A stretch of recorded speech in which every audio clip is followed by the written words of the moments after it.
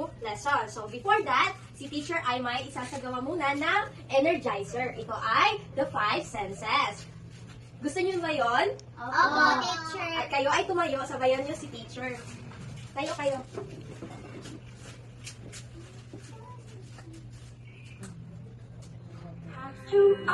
Start mo na nga. I have two eyes that can see. I have one nose that can smell. I have fingers that can touch. They help build and spread say much. I have two ears that can hear. I have contact that makes face. These are all my 5 senses. These are things I should not waste.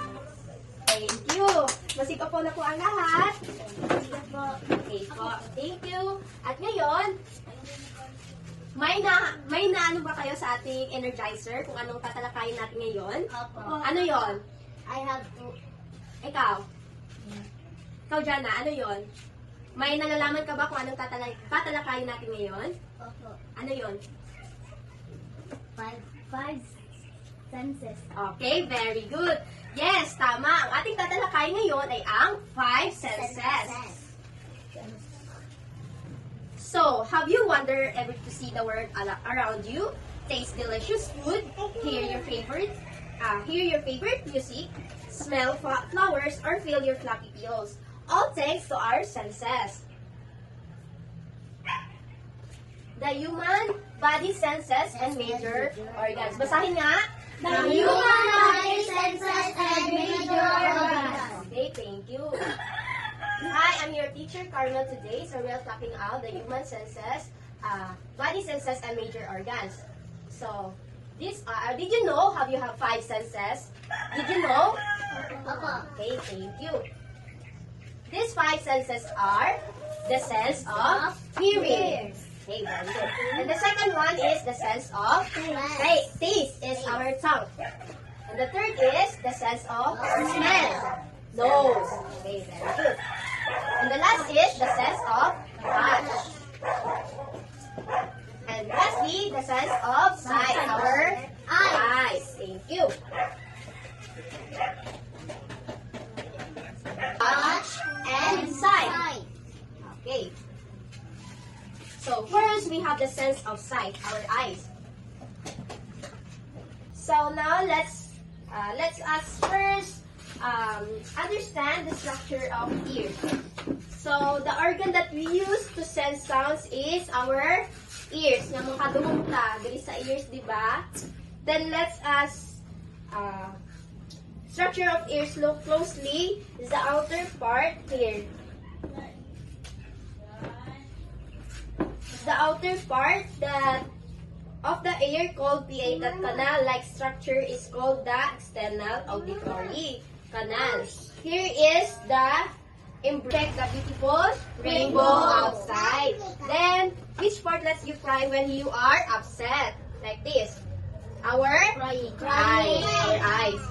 So this the eyes is, let's understand also how our eyes works. So this is the light. This is the rays of light. Enter the rays eyes through the cornea. Here, cornea. Then pupil and lens. These rays pass through gel-like structure called vicus. These also rays are focused on the retina. In the center of the retina, there is the macula.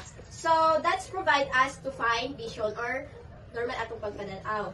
Then the area that our organ that we use is to taste, our tongue. So let's how it works.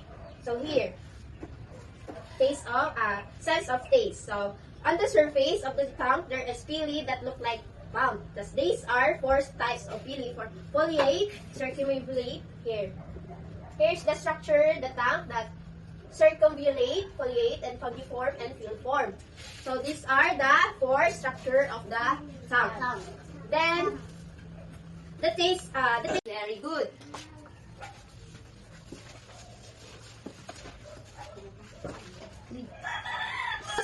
To smell.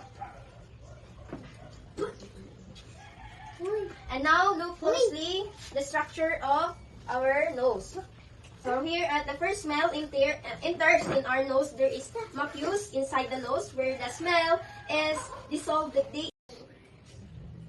So now let's us first understand the structure of ears. So the organ that we use to sense sounds is our ears. Nga makadungog ta diri sa ears, di ba?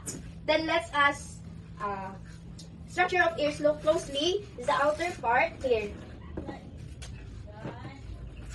The outer part of the ear called the canal-like structure is called the external auditory canal.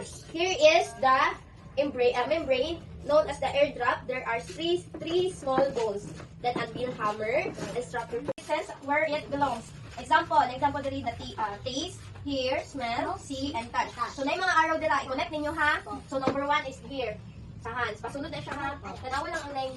Asa na siya. Ha? Okay, last number 10. Ikaw lang, boss. Ay, siya, ikaw lang. Ikaw man ka kanina. Sige, basa ha. I use my nose to smell. To smell, tama. I use my nose to smell. Very good. Tama. Pero pagka natin si Dwight. Okay, ngayon ay alam niyo na ang limang senses ng ating body. May natutunan ba kayo? Again, what is the 5 senses? Basahin nga.